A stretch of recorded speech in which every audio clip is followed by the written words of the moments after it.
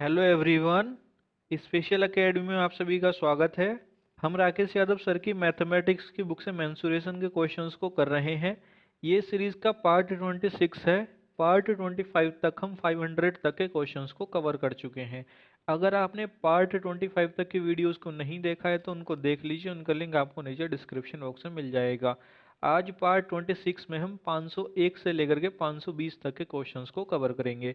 इस वीडियो की पीडीएफ का लिंक आपको हमारे टेलीग्राम चैनल पर मिल जाएगा और टेलीग्राम का लिंक आपको नीचे डिस्क्रिप्शन बॉक्स में मिल जाएगा। तो यदि आप इस लेक्चर की पीडीएफ डाउनलोड करना चाहते हैं तो आप उसे हमारे टेलीग्राम चैनल से डाउनलोड कर सकते हैं। चलिए अब हम शुरू करते हैं आज के अपने क्वेश्चंस। Question number 501। किसी प्रिज्म का आधार एक समबाहु त्रिभुज है। यदि तिर्यक पृष्ठ क्षेत्रफल 120 वर्ग सेंटीमीटर तथा आयतन 40 अंडर रूट 3 घन सेंटीमीटर हो तब प्रिज्म के आधार की भुजा ज्ञात करो। यहाँ पर देखिए हमें एक प्रिज्म दिया हुआ है और हमसे कहा हुआ है कि इस प्रिज्म का आधार एक समबाहु त्रिभुज है। आगे हमसे कहा हुआ है कि प्रिज्म का तिर्यक पृष्ठ क्षेत्रफल 120 वर्ग सेंटीमीटर है। अब देखिए प्रिज्म का जो तिर्यक पृष्ठ क्षेत्रफल होता है वो होता है आधार का परिमाप गुणा ऊंचाई। यहाँ पर हमारा आधार है समबाहु त्रिभुज। समबाहु त्रिभुज का परिमाप होता है 3a। तो यहाँ पर देखिए इस प्रिज्म का तिर्यक पृष्ठ क्षेत्रफल हो जाएगा 3a इंटू एच। तो यहाँ पर देखिए हमारे पास इक्वेशन आ जाएगी 3a इंटू एच बराबर 120, क्योंकि हमको तिर्यक पृष्ठ क्षेत्रफल 120 दिया हुआ है। यहाँ पर 3 से 120 को काट लेंगे तो a इंटू एच की वैल्यू आ जाएगी 40।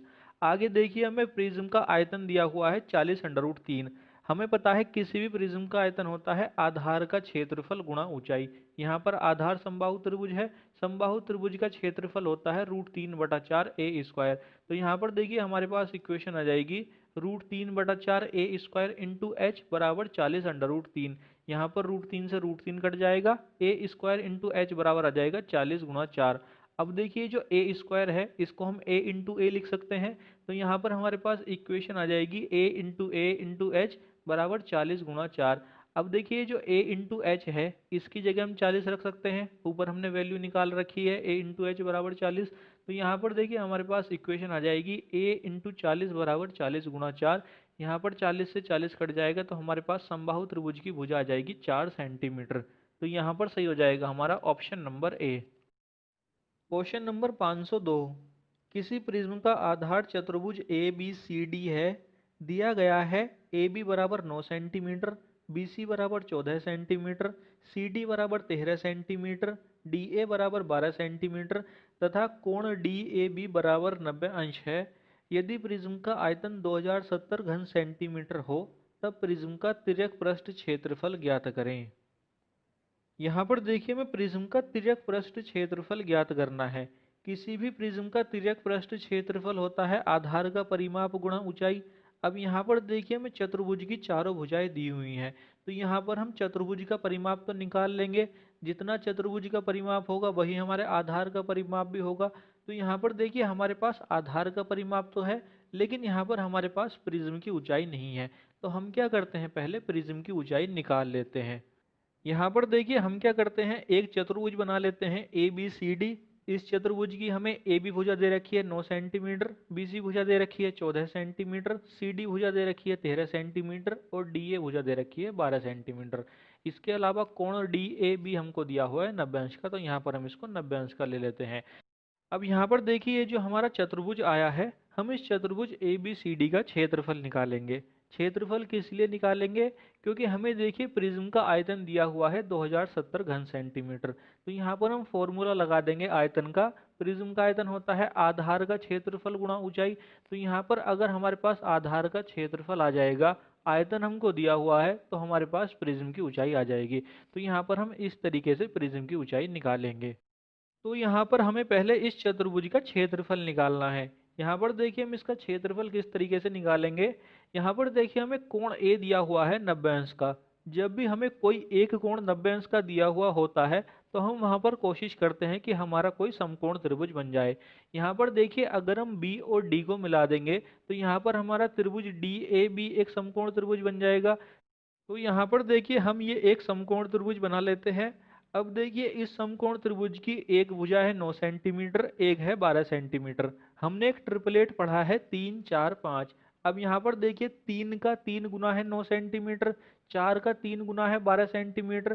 तो यहाँ पर हमारा जो ये बी डी है कर्ण, ये 5 की जगह 15 हो जाएगा, हम 5 का भी 3 गुना कर देंगे। तो यहाँ पर हम बी डी की लंबाई ले लेते हैं 15 सेंटीमीटर। अब देखिए हम निकालते हैं इस चतुर्भुज का क्षेत्रफल। सबसे पहले हम निकालते हैं त्रिभुज डी ए बी का क्षेत्रफल। त्रिभुज डी ए बी का क्षेत्रफल हो जाएगा 1/2 आधार गुणा लंब। तो यहाँ पर त्रिभुज डी ए बी का क्षेत्रफल आ जाएगा 1/2 गुणा 9 गुणा 12। इसको कैलकुलेट करेंगे तो हमारे पास आ जाएगा 54 सेंटीमीटर स्क्वायर। अब चतुर्भुज का क्षेत्रफल निकालने के लिए हमें त्रिभुज डीसीबी का क्षेत्रफल भी निकालना पड़ेगा। यहाँ पर देखिए हमारा ये जो त्रिभुज है डीसीबी, इसकी एक भुजा है 13 सेंटीमीटर, एक है 14 सेंटीमीटर और एक है 15 सेंटीमीटर। यहाँ पर हमारी तीनों भुजाएं अलग अलग हो रही हैं। इसका मतलब ये जो हमारा त्रिभुज है ये एक विषमबाहु त्रिभुज है। विषमबाहु त्रिभुज का क्षेत्रफल निकालने के लिए पहले हम अर्ध परिमाप निकालते हैं। अर्ध परिमाप होता है तीनों भुजाओं को जोड़ करके उसका आधा कर देते हैं। फिर हम हीरोज फॉर्मूला लगाते हैं, square root s, s minus a, s minus b, s minus c. यहाँ पर देखिए आपको ये इस तरीके से निकालना है। लेकिन एक बात अगर आप याद रखेंगे कि अगर किसी समबाहु त्रिभुज की भुजाएं 13 सेंटीमीटर, 14 सेंटीमीटर और 15 सेंटीमीटर होती हैं तो उसका क्षेत्रफल होता है 84 सेंटीमीटर स्क्वायर। यहाँ पर आप इसको याद कर लीजिए क्योंकि इसका यूज आगे भी काफी जगह होना है। तो यहाँ पर देखिए हमारे पास ये जो त्रिभुज डी सी बी है इसका क्षेत्रफल हो जाएगा 84 सेंटीमीटर स्क्वायर। अब हम आधार का क्षेत्रफल निकाल सकते हैं। आधार का क्षेत्रफल हो जाएगा त्रिभुज डी ए बी का क्षेत्रफल प्लस त्रिभुज डी सी बी का क्षेत्रफल। तो यहाँ पर आ जाएगा 54 प्लस 84 यानी कि 138 सेंटीमीटर स्क्वायर। अब हम लगा देंगे आयतन का फॉर्मूला। हमारे पास प्रिज्म का आयतन होता है आधार का क्षेत्रफल गुणा ऊंचाई। यहाँ पर हम इसको लिख सकते हैं V बराबर A इंटू एच। V की वैल्यू हमें दे रखी है 2070, एरिया हमने निकाला है 38, ऊंचाई को हम ऐसे ही रखेंगे। यहाँ से इसको कैलकुलेट करेंगे तो हमारे पास ऊंचाई निकल करके आ जाएगी 15 सेंटीमीटर। अब हम निकालेंगे प्रिज्म का तिर्यक पृष्ठ क्षेत्रफल। तिर्यक पृष्ठ क्षेत्रफल हो जाएगा आधार का परिमाप गुणा ऊंचाई। यहाँ पर देखिए आधार का परिमाप निकालने के लिए हम चारों भुजाओं को जोड़ लेंगे। यहाँ पर हम 9 सेंटीमीटर, 14 सेंटीमीटर, 13 सेंटीमीटर और 12 सेंटीमीटर को जब हम ऐड करेंगे तो हमारे पास आधार का परिमाप आ जाएगा 48 सेंटीमीटर। तो यहाँ पर देखिए तिर्यक पृष्ठ क्षेत्रफल हो जाएगा 48 गुणा 15। इसको कैलकुलेट करेंगे तो हमारे पास आ जाएगा 720 सेंटीमीटर स्क्वायर। तो यहाँ पर सही हो जाएगा हमारा option number A. Question number 503, यदि एक समकोणीय प्रिज्म के आधार का क्षेत्रफल, ऊंचाई तथा आयतन क्रमशः 3√3/2 पी स्क्वायर वर्ग सेंटीमीटर, 100√3 सेंटीमीटर और 7200 घन सेंटीमीटर हैं, तब पी का मान ज्ञात करें। देखिए सिंपल क्वेश्चन है। यहाँ पर हमें एक प्रिज्म दिया हुआ है। प्रिज्म का आयतन होता है आधार का क्षेत्रफल गुणा ऊंचाई। तो यहाँ पर देखिए हम इस फॉर्मूले को लगा देते हैं। तो देखिए आयतन बराबर हो जाएगा आधार का क्षेत्रफल गुणा ऊंचाई। हमको आयतन दिया हुआ है 7200, तो आयतन की जगह आ जाएगा 7200। आधार का क्षेत्रफल दिया हुआ है 3√3/2 पी स्क्वायर और ऊंचाई हमको दे रखी है 100√3। यहाँ से इसको सॉल्व करेंगे तो हमारे पास पी की वैल्यू आ जाएगी 4 सेंटीमीटर। तो यहाँ पर सही हो जाएगा हमारा option number A. Question number 504, यदि एक समपार्श्व प्रिज्म का आधार बही रहता है तथा इसके पार्श्व किनारों को आधा कर दिया जाता है, तब इसका आयतन कितने प्रतिशत कम हो जाएगा। यहाँ पर देखिए हमारे पास एक प्रिज्म है। जब भी देखिए हमारे पास प्रिज्म होता है तो उस प्रिज्म का कोई आधार होता है और उस प्रिज्म की ऊंचाई होती है। अब हमसे पहली लाइन में कहा हुआ है कि प्रिज्म का आधार बही रहता है तथा पार्श्व किनारों को आधा कर दिया जाता है। अब मान लीजिए हमारे पास एक घनाभ है। घनाभ का आधार होता है आयत। आयत का क्षेत्रफल होता है लंबाई गुणा चौड़ाई। अब देखिए हमसे अगर पहली लाइन में ये कहा हुआ है कि प्रिज्म का आधार वही रहता है, तो अगर पहले हमारे पास प्रिज्म का आधार आयत था तो बाद वाले प्रिज्म का आधार भी आयत रहेगा। बाद वाला जो आयत है उसकी लंबाई और चौड़ाई भी पहले वाले के बराबर ही रहेंगी, क्योंकि हमसे ये नहीं कहा हुआ है कि प्रिज्म के आधार को कम कर दिया गया है, तो हमें आधार वही रखना है। अब हमसे कहा गया है कि पार्श्व किनारों को आधा कर दिया जाता है, तो हमसे देखिए आयतन में अंतर पूछा है। सबसे पहले तो आप ये देखिए, अगर हमारे पास घनाभ है तो घनाभ का आयतन क्या होता है। घनाभ का आयतन होता है लंबाई गुणा चौड़ाई गुणा ऊंचाई। अब देखिए जो लंबाई और चौड़ाई होती है ये हमारा होता है आधार का क्षेत्रफल। अब हमारे पास जितना आधार पहले था उतना ही अब है, तो हमारा ये जो आयतन है इसमें लंबाई और चौड़ाई तो सेम रहेगी। हमारे पास जो ऊंचाई है हमने अब उसको आधा कर दिया है। तो यहाँ पर अगर हम केवल एक फैक्टर को आधा कर रहे हैं तो हमारा आयतन भी आधा हो जाएगा। तो यहाँ पर देखिए हमारा जो आयतन है वो 50% कम हो जाएगा। तो यहाँ पर सही हो जाएगा हमारा option number B. Question number 505। एक समत्रिभुजाकार पिरामिड का संपूर्ण पृष्ठ क्षेत्रफल क्या होगा जिसकी सभी भुजाएं 1 सेंटीमीटर लंबी हों। यहाँ पर देखिए हमें एक समत्रिभुजाकार पिरामिड दिया हुआ है। समत्रिभुजाकार पिरामिड का मतलब होता है समबाहु त्रिभुज के आकार का पिरामिड। अब देखिए अगर समबाहु त्रिभुज के आकार का पिरामिड होता है तो हमारे पिरामिड दो प्रकार के होते हैं। एक तो होता है कि जिसके तीनों फलक बराबर हों और आधार बराबर नहीं हो, और दूसरा होता है समचतुष्फलक जिसके तीनों फलक और आधार बराबर होते हैं। अब यहाँ पर देखिए हमें आधार के बारे में कुछ नहीं दे रखा है, हमसे ये कहा हुआ नहीं है कि यहाँ पर आधार अलग है। तो यहाँ पर हम क्या करते हैं, इसको एक समचतुष्फलक मान करके ही इसको कैलकुलेट करते हैं। समचतुष्फलक का संपूर्ण पृष्ठ क्षेत्रफल मैंने आपसे बताया है तिर्यक पृष्ठ क्षेत्रफल प्लस आधार का क्षेत्रफल। इसको हम लिखते हैं 1/2 into 3a into L plus √3/4 ए स्क्वायर। अब देखिए ये जो फॉर्मूला मैंने आपको लिखवाया था ये फॉर्मूला बिल्कुल सही ही है, लेकिन अगर बात समचतुष्फलक की होती है तो हम इसको एक तरीके से और कैलकुलेट कर सकते हैं। यहाँ पर देखिए हम क्या कर सकते हैं, यहाँ पर हमारा ये जो समचतुष्फलक है इसके तीनों फलक और आधार जो है ये आपस में बराबर हैं। अगर ये बराबर हैं तो अगर हम किसी एक फलक का क्षेत्रफल निकाल देंगे और उसका 4 गुना कर देंगे तो हमारे पास संपूर्ण पृष्ठ क्षेत्रफल आ जाएगा। तो यहाँ पर देखिए यही बात हम अप्लाई करेंगे। यहाँ पर हम एक फलक का क्षेत्रफल निकालेंगे, एक फलक का क्षेत्रफल हो जाएगा √3/4 ए स्क्वायर, इसका हम कर देंगे 4 गुना। तो यहाँ पर देखिए टोटल सरफेस एरिया या संपूर्ण पृष्ठ क्षेत्रफल का एक और फॉर्मूला आ जाएगा हमारे पास। टोटल सरफेस एरिया बराबर 4 इंटू √3/4 ए स्क्वायर। अब यहाँ पर देखिए हमें भुजा दे रखी है 1 सेंटीमीटर, तो यहाँ पर हमारा टोटल सरफेस एरिया बराबर हो जाएगा 4 इंटू √3/4 1 का स्क्वायर। अब यहाँ पर देखिए समचतुष्फलक का टोटल सरफेस एरिया ऐसे याद मत करना कि हम 4 से 4 कट करके इसको याद कर लेंगे √3a²। यहाँ पर अगर आप इसको याद करेंगे √3a² तो ये सही है, लेकिन मान लीजिए आपसे पूछ ले literal surface area. Literal surface area में हमारे पास 3 फलक होते हैं, तो यहाँ पर हमारे पास फॉर्मूला आ जाएगा 3 इंटू √3/4a²। तो यहाँ पर फिर हमारे पास 3 आ जाएगा, तो वहाँ पर फिर आपको दो फॉर्मूले याद करने पड़ जाएंगे। तो यहाँ पर आप इसको ऐसे ही याद रखिए कि अगर हमें निकालना है टोटल सरफेस एरिया तो हम आधार के क्षेत्रफल का 4 गुना कर देंगे। अगर हमें निकालना है लिटरल सरफेस एरिया तो हम आधार के क्षेत्रफल का 3 गुना कर देंगे। अब यहाँ पर हम अपना संपूर्ण पृष्ठ क्षेत्रफल निकाल लेते हैं।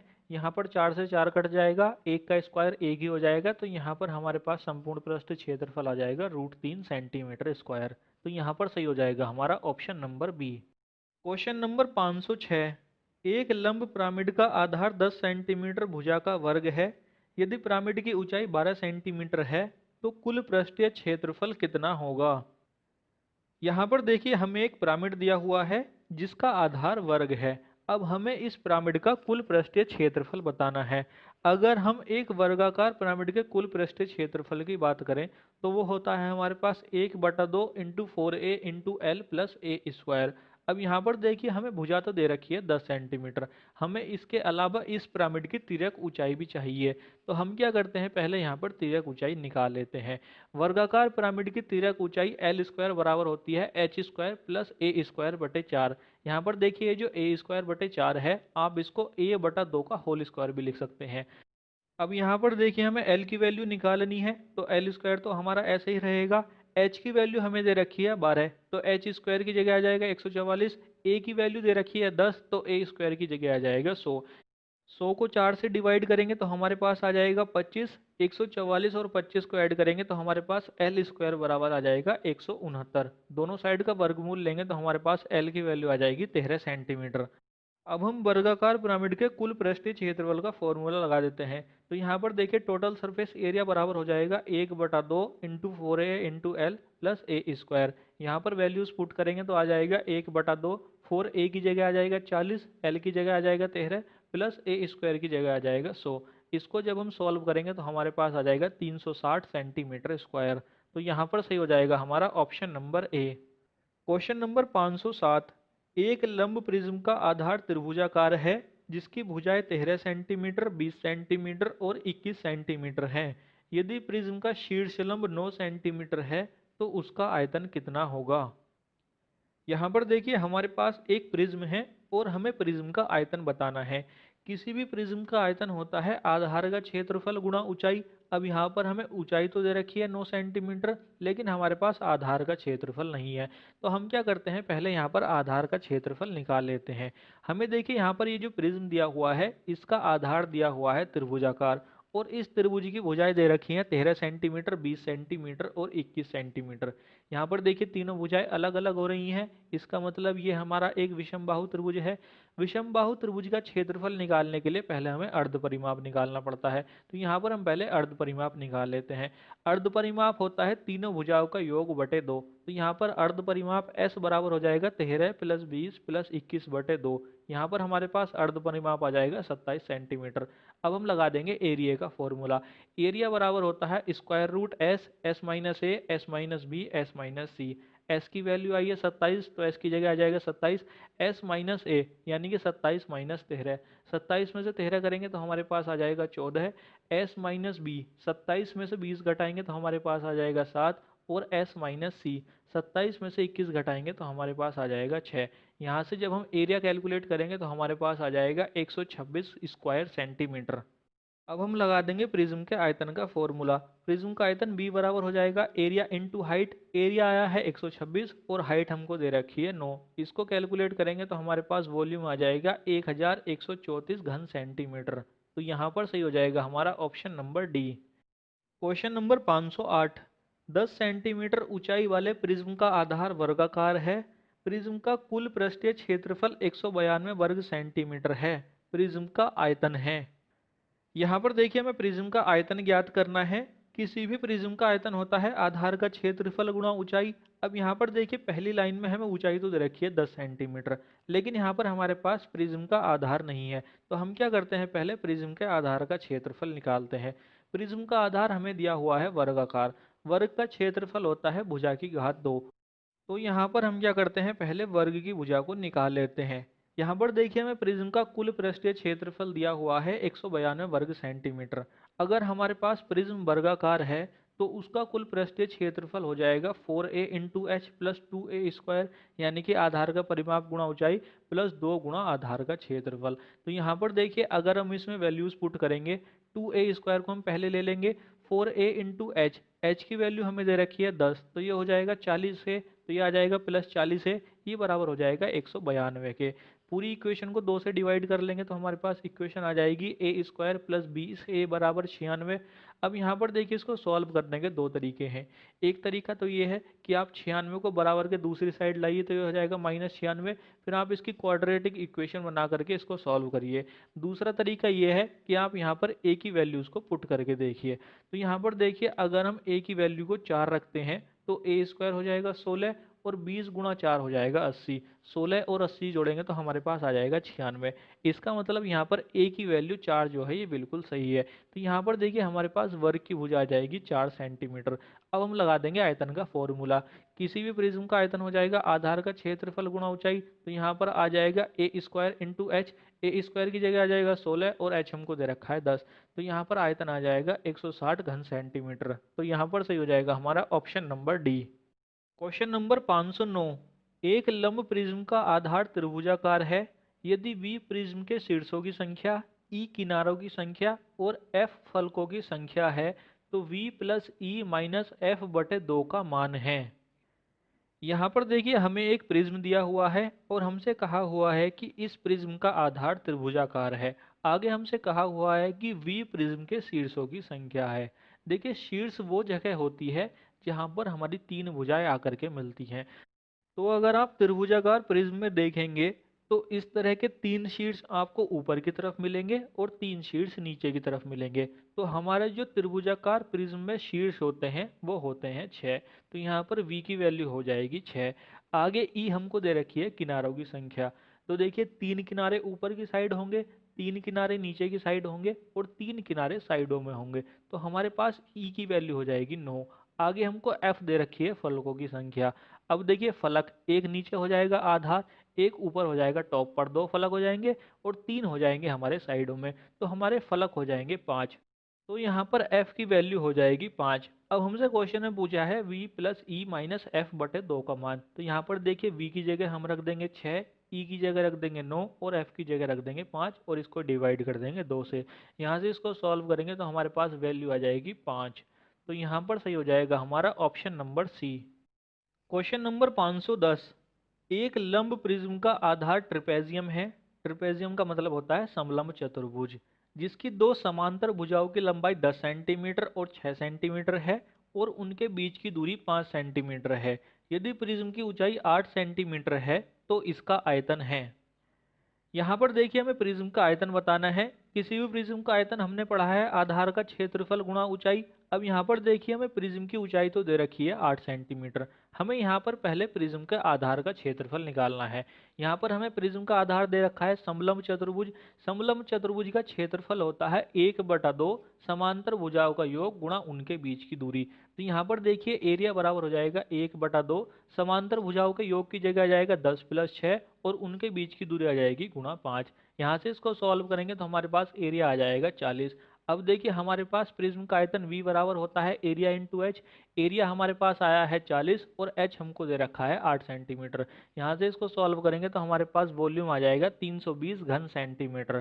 तो यहाँ पर सही हो जाएगा हमारा option number C. Question number 511। एक लंब प्रिज्म का आधार एक आयत है जिसकी लंबाई और चौड़ाई का अनुपात 3:2 है। यदि प्रिज्म की ऊंचाई 12 सेंटीमीटर है और कुल पृष्ठीय क्षेत्रफल 288 वर्ग सेंटीमीटर है तो प्रिज्म का आयतन क्या है। यहाँ पर देखिए हमें एक प्रिज्म दिया हुआ है जिसका आधार आयत है और हमें आयत की लंबाई और चौड़ाई का अनुपात दिया हुआ है 3:2। अब देखिए अगर हमें अनुपात दिया हुआ है और हमें इसको वास्तविक बनाना है तो हम इसमें x से गुणा कर लेंगे। तो यहाँ पर हम आयत की लंबाई ले लेंगे 3x और आयत की चौड़ाई ले लेंगे 2x। अब देखिए आगे हमें प्रिज्म का कुल पृष्ठीय क्षेत्रफल दिया हुआ है 288 वर्ग सेंटीमीटर। अगर हम किसी भी प्रिज्म के कुल पृष्ठीय क्षेत्रफल की बात करें तो वो होता है आधार का परिमाप गुणा ऊंचाई प्लस 2 गुणा आधार का क्षेत्रफल। अब देखिए ये जो हमारे पास फॉर्मूला है, अगर हम इसको आयताकार आधार वाले प्रिज्म के रूप में कन्वर्ट करें तो यहाँ पर हमारा टोटल सरफेस एरिया बराबर हो जाएगा आधार का परिमाप। आधार है आयत, आयत का परिमाप होता है 2l+b। तो यहाँ पर ये आ जाएगा 2l+b इंटू एच प्लस 2 गुणा आधार का क्षेत्रफल। अगर हम आयत की बात करें तो आयत का क्षेत्रफल होता है लंबाई गुणा चौड़ाई। तो यहाँ पर आ जाएगा 2 × l × b। अब देखिए क्वेश्चन में हमें प्रिज्म का कुल पृष्ठीय क्षेत्रफल दिया हुआ है 288 वर्ग सेंटीमीटर। तो यहाँ पर टोटल सरफेस एरिया की जगह आ जाएगा 288। ये बराबर हो जाएगा 2l+b। अब यहाँ पर देखिए हमने लंबाई ली है 3x और चौड़ाई ली है 2x। तो यहाँ पर l+b हो जाएगा 5x। तो यहाँ पर आ जाएगा 2 × 5x। ऊंचाई हमको दे रखी है 12 सेंटीमीटर तो h की जगह आ जाएगा 12 प्लस 2 × l × b। तो यहाँ पर ये आ जाएगा 2 × 3x × 2x। यहाँ पर इस पूरी इक्वेशन को हम 12 से डिवाइड कर देंगे तो हमारे पास इक्वेशन आ जाएगी 24 बराबर 10x प्लस एक्स स्क्वायर। अब यहाँ पर देखिए जो हमारे पास इक्वेशन आई है, अब फिर से इसको सॉल्व करने के दो तरीके हैं। एक तरीका तो ये है कि आप 24 को दूसरी साइड ले जाइए, ये माइनस का हो जाएगा, फिर ये क्वाड्रेटिक इक्वेशन बन जाएगी, फिर आप इसको सॉल्व करिए। दूसरा तरीका ये है कि आप यहाँ पर x की वैल्यू को पुट करके देखिए। यहाँ पर देखिए अगर आप x बराबर 2 पुट करेंगे तो 10x की जगह आ जाएगा 10 × 2 यानी कि 20 और एक्स स्क्वायर की जगह आ जाएगा 2 का स्क्वायर यानी कि 4। 20 और 4 24 हो जाएंगे और बराबर के बाद भी हमको 24 दे रखा है तो यहाँ पर x की वैल्यू 2 हो जाएगी। अब देखिए अगर x की वैल्यू 2 है तो हमने लंबाई ली है 3x, x की वैल्यू आई है 2 तो यहाँ पर लंबाई हो जाएगी 6। इसी तरह से हमने चौड़ाई ली है 2x, x की वैल्यू आई है 2 तो यहाँ पर चौड़ाई हो जाएगी 4 के बराबर। अब हमसे पूछा है प्रिज्म का आयतन। प्रिज्म का आयतन हो जाएगा आधार का क्षेत्रफल गुणा ऊंचाई। अब यहाँ पर हमारा आधार है आयत, आयत का क्षेत्रफल होता है लंबाई गुणा चौड़ाई। तो यहाँ पर हमारा आयतन आ जाएगा लंबाई गुणा चौड़ाई गुणा ऊंचाई। यहाँ पर हमारी लंबाई आई है 6, चौड़ाई आई है 4 और ऊंचाई हमको दे रखी है 12। यहाँ से इसको सॉल्व करेंगे तो हमारे पास आयतन आ जाएगा 288 घन सेंटीमीटर। तो यहाँ पर सही हो जाएगा हमारा option number A. Question number 512। किसी मशीन के प्रिज्म आकार के भाग की ऊंचाई 8 सेंटीमीटर है और उसका तल भाग एक समद्विबाहु त्रिभुज है जिसकी बराबर वाली भुजाएं 5 सेंटीमीटर की हैं और शेष भुजा 6 सेंटीमीटर की है। उस भाग का आयतन बताइए। यहाँ पर देखिए हमें एक मशीन के प्रिज्म आकार वाला भाग दिया हुआ है और हमें इस भाग का आयतन बताना है। अगर देखिए ये हमारे पास एक प्रिज्म है, तो हमने प्रिज्म का आयतन पढ़ा है आधार का क्षेत्रफल गुणा ऊंचाई। अब यहाँ पर देखिए हमें ऊंचाई तो दे रखी है 8 सेंटीमीटर, लेकिन हमारे पास आधार का क्षेत्रफल नहीं है। तो हम क्या करते हैं, पहले आधार का क्षेत्रफल निकाल लेते हैं। हमसे देखिए तल के बारे में कहा हुआ है कि तल समद्विबाहु त्रिभुज है, तो यहाँ पर हमें आधार समद्विबाहु त्रिभुज दिया हुआ है। हम क्या करते हैं, यहाँ पर एक समद्विबाहु त्रिभुज बना लेते हैं। यहाँ पर देखिए हम त्रिभुज बना लेते हैं एक ए बी सी। इसकी बराबर भुजाएं हम ले लेते हैं ए बी और ए सी, और असमांतर भुजाएं ले लेते हैं बी सी। अब देखिए हमसे कहा हुआ है कि बराबर वाली भुजाएं 5 सेंटीमीटर की हैं, तो यहाँ पर हम ए बी और ए सी को ले लेते हैं 5 सेंटीमीटर के बराबर। इसके अलावा शेष भुजा हमको दे रखी है 6 सेंटीमीटर। शेष भुजा हमारे पास रह गई बीसी, तो यहाँ पर हम बीसी को ले लेते हैं 6 सेंटीमीटर के बराबर। अब देखिए हमें इस त्रिभुज का क्षेत्रफल निकालना है। अब देखिए हमारे पास समद्विबाहु त्रिभुज का क्षेत्रफल का फॉर्मूला होता है b/4 square root 4a square minus B square. अब यहाँ पर आप या तो इस फॉर्मूले को लगा दीजिए, या मैंने आपसे बताया है कि जब भी हमारे पास समद्विबाहु त्रिभुज होता है, तो हम ये ट्राई करते हैं कि क्या हम उसकी ऊंचाई निकाल सकते हैं। तो यही ट्राई हम यहाँ पर कर सकते हैं कि यहाँ पर क्या हम ए बी सी की ऊंचाई निकाल सकते हैं। यहाँ पर देखिए हम क्या करते हैं, बिंदु ए से भुजा BC पर एक लंब गिराते हैं। यहाँ पर हमारा लंब आ जाएगा AD। जब भी एक समद्विबाहु त्रिभुज में हम लंब गिराते हैं, तो वो सामने वाली भुजा को समद्विभाजित कर देता है। तो यहाँ पर जो भुजा हमारी BC 6 सेंटीमीटर की थी, वो 3 सेंटीमीटर और 3 सेंटीमीटर में डिवाइड हो जाएगी। अब देखिए हमारा ये जो त्रिभुज आ रहा है ADC, ये हमारा एक समकोण त्रिभुज आ रहा है। इसकी एक भुजा आ रही है 3 सेंटीमीटर और कर्ण आ रहा है 5 सेंटीमीटर। हमने एक ट्रिपलेट पढ़ा है 3 4 5। अब यहाँ पर अगर हमारी CD 3 सेंटीमीटर है, तो यहाँ पर हमारी AD 4 सेंटीमीटर के बराबर हो जाएगी। AC हमारी 5 सेंटीमीटर है, तो यहाँ पर देखिए हमारे त्रिभुज की ऊंचाई आ जाएगी 4 सेंटीमीटर।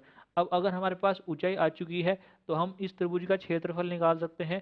क्षेत्रफल हो जाएगा 1/2 आधार गुणा लंब। यहाँ पर हमारा आधार हो जाएगा 6 सेंटीमीटर और लंब हो जाएगा 4 सेंटीमीटर। तो यहाँ पर देखिए इसका एरिया आ जाएगा 1/2 गुणा 6 गुणा 4। यहाँ से ये आ जाएगा 12 सेंटीमीटर स्क्वायर। अब हमसे पूछा है प्रिज्म का आयतन। आयतन हो जाएगा आधार का क्षेत्रफल गुणा ऊंचाई। आधार का क्षेत्रफल आया है 12 और ऊंचाई हमको दे रखी है 8 सेंटीमीटर, तो ये आ जाएगा 12 गुणा 8 यानी कि 96 घन सेंटीमीटर। तो यहाँ पर सही हो जाएगा हमारा option number B. Question number 513। 30 centimetre त्रिज्या की और 40 सेंटीमीटर लंबी बेलनाकार छड़ को गलाया जाता है और 1 सेंटीमीटर त्रिज्या की गोलियां बनाई जाती हैं। गोलियों की संख्या कितनी होगी। देखिए सिंपल क्वेश्चन है। यहाँ पर गोलियों की संख्या निकालने के लिए हम क्या करेंगे, बेलनाकार छड़ के आयतन को एक गोली के आयतन से डिवाइड कर देंगे। बेलनाकार छड़ का आयतन हो जाएगा पाई आर स्क्वायर एच। यहाँ पर हम पाई को ऐसे ही रखेंगे। आर की वैल्यू हमको दे रखी है 30 सेंटीमीटर, तो आर स्क्वायर की जगह आ जाएगा 30 गुणा 30, और ऊंचाई हमको दे रखी है 40 सेंटीमीटर, तो एच की जगह आ जाएगा 40। इसको हम डिवाइड करेंगे एक गोली का आयतन से। गोली होती है हमारी गोले के आकार की, और गोले का आयतन होता है 4/3 पाई आर की घात 3। यहाँ पर हमें त्रिज्या दे रखी है 1 सेंटीमीटर, तो यहाँ पर एक गोली का आयतन आ जाएगा 4/3 पाई गुणा 1 गुणा 1 गुणा 1। यहाँ से इसको सॉल्व करेंगे तो हमारे पास गोलियों की संख्या आ जाएगी 27,000। तो यहाँ पर सही हो जाएगा हमारा option number C. Question number 514 है। एक बेलन और एक शंकु के तल की त्रिज्या समान है और उनका आयतन भी समान है। उनकी ऊंचाई का अनुपात क्या होगा। देखिए ये भी सिंपल क्वेश्चन है। यहाँ पर हमसे कहा हुआ है कि एक बेलन और एक शंकु के तल की त्रिज्या समान है। यहाँ पर हमें दोनों की त्रिज्या बराबर दी हुई है, तो हम यहाँ पर दोनों की त्रिज्या को स्मॉल आर के बराबर ले लेंगे। आगे हमसे कहा हुआ है कि उनका आयतन भी समान है। अब इनका आयतन समान है, तो यहाँ पर हम बेलन के आयतन को और शंकु के आयतन को बराबर कर देते हैं। बेलन का आयतन होता है पाई आर स्क्वायर एच, और शंकु का आयतन होता है 1/3 पाई आर स्क्वायर एच। तो यहाँ पर देखिए हमारे पास इक्वेशन आ जाएगी पाई आर स्क्वायर एच बराबर 1/3 पाई आर स्क्वायर एच। यहाँ पर देखिए हमने बेलन और शंकु दोनों की त्रिज्या को बराबर लिया है। इसके अलावा हमने बेलन की ऊंचाई को लिया है स्मॉल एच और शंकु की ऊंचाई को लिया है कैपिटल एच। यहाँ से इसको कैलकुलेट करेंगे तो हमारे पास 3 स्मॉल एच बराबर आ जाएगा कैपिटल एच के। अब देखिए हमसे कहा है उनकी ऊंचाई का अनुपात। अब यहाँ पर हमें पहले बेलन दिया हुआ है, तो हम बेलन की ऊंचाई को पहले लेंगे और शंकु की ऊंचाई को बाद में लेंगे। बेलन की ऊंचाई हमने ली है स्मॉल एच और शंकु की ऊंचाई ली है कैपिटल एच। तो यहाँ पर हम स्मॉल h अनुपात कैपिटल H निकालेंगे। अब देखिए कैपिटल H जो है इसकी वैल्यू हमने ऊपर निकाली है 3 स्मॉल h, तो यहाँ पर हम इसकी जगह 3 स्मॉल h रख देंगे। तो यहाँ पर देखिए हमारे पास अनुपात आ जाएगा स्मॉल h अनुपात 3 स्मॉल h। यहाँ पर h से h कट जाएगा तो हमारे पास अनुपात आ जाएगा 1:3। तो यहाँ पर सही हो जाएगा हमारा option number D. Question number 515। त्रिज्या के बराबर ऊंचाई वाले बेलन का पृष्ठीय क्षेत्रफल गोले के पृष्ठ क्षेत्रफल के बराबर है। बेलन के आयतन और गोले के आयतन का अनुपात क्या होगा। यहाँ पर देखिए पहली लाइन में हमसे कहा हुआ है कि त्रिज्या के बराबर ऊंचाई वाले बेलन, यानी कि एक ऐसा बेलन जिसकी त्रिज्या और ऊंचाई बराबर है। तो यहाँ पर देखिए हम ये कह सकते हैं कि h बराबर है r के। आगे हमसे कहा हुआ है कि बेलन का पृष्ठीय क्षेत्रफल गोले के पृष्ठ क्षेत्रफल के बराबर है। बेलन का पृष्ठ क्षेत्रफल होता है 2πr(h) और गोले का पृष्ठ क्षेत्रफल होता है 4πr²। तो यहाँ पर हम क्या करते हैं, इन दोनों को बराबर कर देते हैं। तो देखिए हमने बेलन का पृष्ठ क्षेत्रफल बढ़ा है 2πr(h). अब यहाँ पर h की जगह r है, तो यहाँ पर बेलन का पृष्ठ क्षेत्रफल आ जाएगा 2πr(r). ये बराबर हो जाएगा गोले के पृष्ठ क्षेत्रफल के, और गोले का पृष्ठ क्षेत्रफल होता है 4πr²। यहाँ पर हमने गोले की त्रिज्या को कैपिटल R लिया है। यहाँ पर देखिए पाई से पाई कट जाएगा, 2 से 4 कट जाएगा 2 टाइम्स, हमारे पास स्मॉल r² बराबर आ जाएगा 2 कैपिटल R²। दोनों साइड का वर्गमूल लेंगे तो हमारे पास स्मॉल r बराबर आ जाएगा √2 कैपिटल R। अब यहाँ पर देखिए हम क्या करते हैं, दोनों साइड का घन कर लेते हैं। घन किस लिए कर रहे हैं, क्योंकि देखिए आगे हमें बेलन के आयतन और गोले के आयतन का अनुपात बताना है। गोले का आयतन होता है 4/3 पाई r⁻3। यहाँ पर r⁻3 होता है, तो हम यहाँ पर क्या करते हैं, पहले ही r⁻3 में अपनी इक्वेशन को कन्वर्ट कर लेते हैं। तो यहाँ पर देखिए स्मॉल r⁻3 बराबर हो जाएगा 2√2 कैपिटल R⁻3। अब देखिए हम निकालते हैं बेलन के आयतन और गोले के आयतन का अनुपात। बेलन का आयतन होता है πr²h, h की जगह हम r रख लेंगे तो हमारे पास आ जाएगा πr² इंटू r। इसका अनुपात निकालना है हमें गोले के आयतन के साथ, और गोले का आयतन होता है 4/3 पाई r⁻3। यहाँ पर हम कैपिटल R लेंगे क्योंकि गोले की त्रिज्या हमने कैपिटल R ली हुई है। यहाँ पर पाई से पाई कट जाएगा तो हमारे पास इक्वेशन आ जाएगी स्मॉल r⁻3 अनुपात 4/3 कैपिटल R⁻3। अब देखिए स्मॉल r⁻3 की वैल्यू हमने निकाली है 2√2 कैपिटल R⁻3। तो यहाँ पर हम ये वैल्यू पुट कर देंगे, तो यहाँ पर देखिए हमारे पास अनुपात आ जाएगा 2√2 कैपिटल R⁻3 अनुपात 4/3 R⁻3। यहाँ पर R⁻3 से R⁻3 कट जाएगा, 2√2 से 4 कट जाएगा √2 बार, हमारे पास अनुपात आ जाएगा 3:√2। तो यहाँ पर सही हो जाएगा हमारा option number D. Question number 516। किसी तार की त्रिज्या 1/3 कम कर दी जाती है, यदि आयतन समान रहे तो लंबाई कितनी बढ़ जाएगी। तो देखिए सिंपल क्वेश्चन है। यहाँ पर हमसे पहली लाइन में कहा हुआ है कि किसी तार की त्रिज्या 1/3 कम कर दी जाती है। यहाँ पर अगर हम पहले त्रिज्या को r मान लेंगे तो वो r/3 कर दी गई है। आगे हमसे कहा हुआ है कि यदि आयतन समान रहे, अगर आयतन समान है तो हम यहाँ पर तार के आयतन का फॉर्मूला लगा देंगे। तार होता है हमारे बेलन के आकार का, और बेलन का फॉर्मूला होता है πr²h। तो यहाँ पर देखिए आ जाएगा πr²h बराबर पाई, r की जगह इस बार हो जाएगा r/3, तो ये आ जाएगा r²/9, और h की जगह हम ले लेंगे कैपिटल H।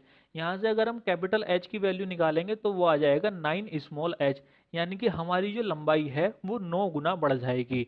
तो यहाँ पर सही हो जाएगा हमारा option number C. Question number 517। माना कि ABCDEF एक प्रिज्म है जिसका आधार समकोणीय त्रिभुज है, जिसकी 90 अंश की संलग्न भुजाएं 9 सेंटीमीटर और 12 सेंटीमीटर है। यदि प्रिज्म को रंगने की लागत 20 पैसे प्रति वर्ग सेंटीमीटर की दर से 151.20 रुपये है, तो प्रिज्म की ऊंचाई कितनी है। यहाँ पर देखिए हमारे पास एक प्रिज्म है, और ये जो प्रिज्म है ये रंगा हुआ है। अब देखिए अगर एक प्रिज्म रंगा हुआ है तो इसका मतलब ये है कि उसका आधार भी रंगा हुआ होगा, वो ऊपर से भी रंगा हुआ होगा, और उसकी जो साइडें होंगी वे भी रंगी हुई होंगी। इसका मतलब ये है कि प्रिज्म का जो संपूर्ण पृष्ठ क्षेत्रफल होगा वो रंगा हुआ होगा। अब देखिए हमें प्रिज्म को रंगने की लागत दे रखी है 20 पैसे प्रति वर्ग सेंटीमीटर की दर से 151.20 रुपये। यहाँ पर देखिए रुपए लिखना छूट गया है, तो यहाँ पर रुपए लिख लीजिए।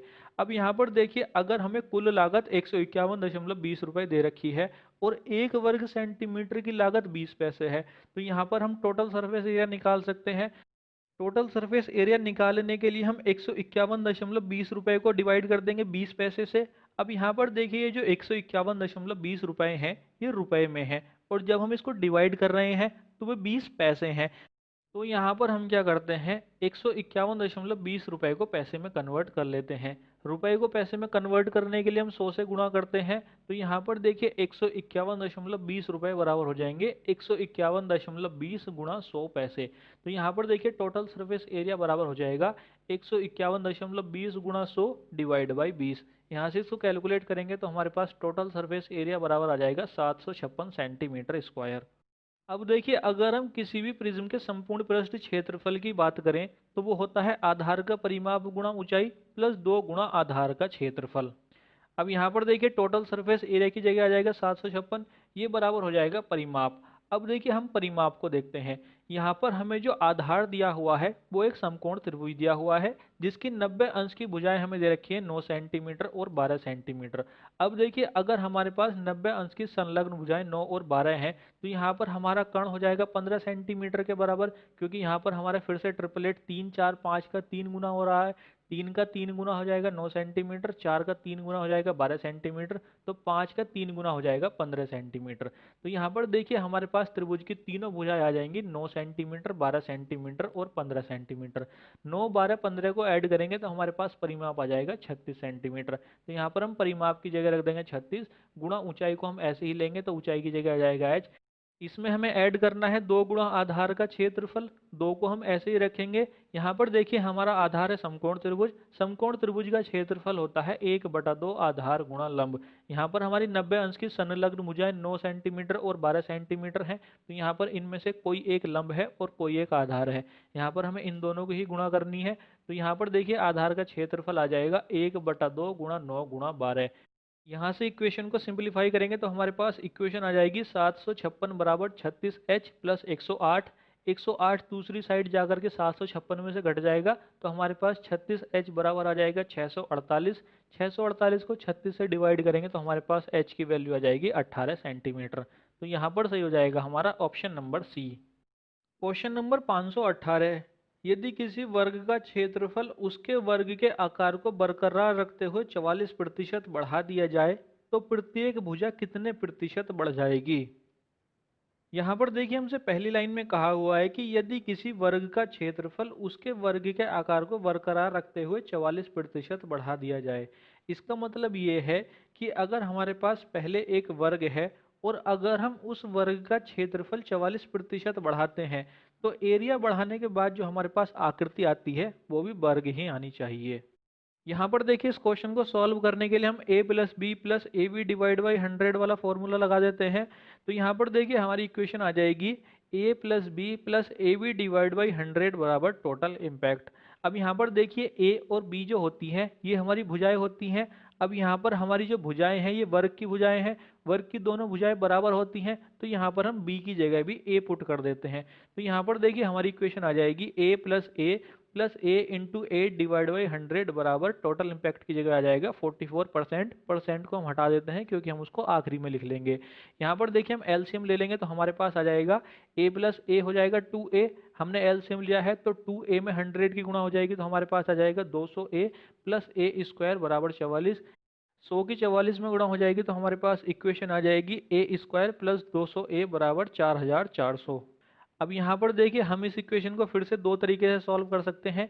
एक तरीका है कि हम इसको क्वाड्रेटिक इक्वेशन बनाएं और दूसरा तरीका है कि हम इसमें वैल्यूज को पुट करें। तो यहाँ पर देखिए हम इसको वैल्यूज पुट करके सॉल्व करेंगे।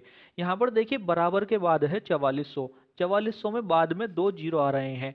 इसका मतलब ये है कि हमें एक ही ऐसी वैल्यू लेनी है जिसमें बाद में जीरो आएंगे। तो यहाँ पर देखिए अगर हम a की वैल्यू 0 ले लेंगे फिर तो हमारी इक्वेशन 0 ही हो जाएगी। यहाँ पर अगर हम a की वैल्यू 10 लेते हैं तो a स्क्वायर हो जाएगा 100 और 200 गुणा 10 हो जाएगा 2000। तो यहाँ पर ये आ जाएगा हमारे पास 2100। हमारा बराबर के बाद आ रहा है 4400। अब हम क्या करते हैं यहाँ पर a बराबर ले लेते हैं 20। जब हम a बराबर 20 लेते हैं तो a स्क्वायर की जगह आ जाएगा 20 का स्क्वायर यानी कि 400 और 200 a की जगह आ जाएगा 200 गुणा 20 यानी कि 4000। 4000 और 400 को जोड़ेंगे तो हमारे पास आ जाएगा 4400। इसका मतलब यहाँ पर a की जो वैल्यू 20 हमने ली है ये बिल्कुल सही है। तो यहाँ पर a बराबर आ जाएगा 20%।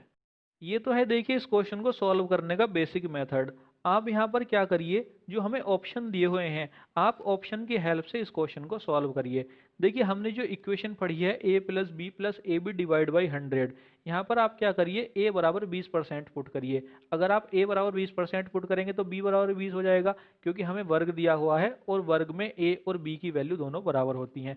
तो यहाँ पर देखिए हमारी इक्वेशन आ जाएगी 20 प्लस 20 प्लस 20 गुणा 20/100, यहाँ से ये आ जाएगा 44%। यहाँ पर हमारा पहला ही ऑप्शन 20% है। अगर पहला ऑप्शन 20% नहीं भी होता तो हम आगे दूसरे ऑप्शन पर स्विच करते और फिर से उसको a plus B plus A B divide by 100 में पुट करके देखते कि हमारा जो टोटल इम्पैक्ट आ रहा है वो 44% आ रहा है या नहीं आ रहा है। यहाँ पर जब हमने पहला ऑप्शन 20% लिया तो हमारा इम्पैक्ट 44% आ गया। इसका मतलब हमारा यहाँ पर ऑप्शन ए बिल्कुल सही है, तो यहाँ पर सही हो जाएगा हमारा ऑप्शन ए 20%। क्वेश्चन नंबर 519, यदि समद्विबाहु समकोण त्रिभुज की परिधि √2 प्लस 1 सेंटीमीटर है तो कर्ण की लंबाई होगी। यहाँ पर देखिए इस क्वेश्चन को अच्छे से समझने के लिए हम एक डायग्राम बना लेते हैं।